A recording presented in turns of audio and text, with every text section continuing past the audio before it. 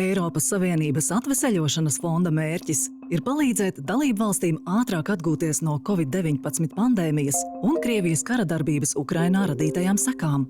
Eiropas Savienības līmenī dalībvalstīm atvēlētais finansējums ir 723 miljardi eiro.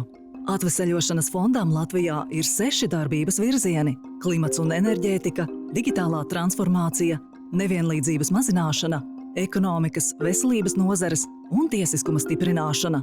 Tā ir iespēja mūsu uzņēmējiem, pašvaldībām un citām organizācijām iegūt papildu līdzekļus un veikt dažādus uzlabojumus, lai veidotu mūsu valsti zaļāku un digitālāku. Latvijā 6 darbības virzienos tiks īstenotas 25 reformas un 63 investīcijas, kopumā ieguldot 1,97 miljardus eiro.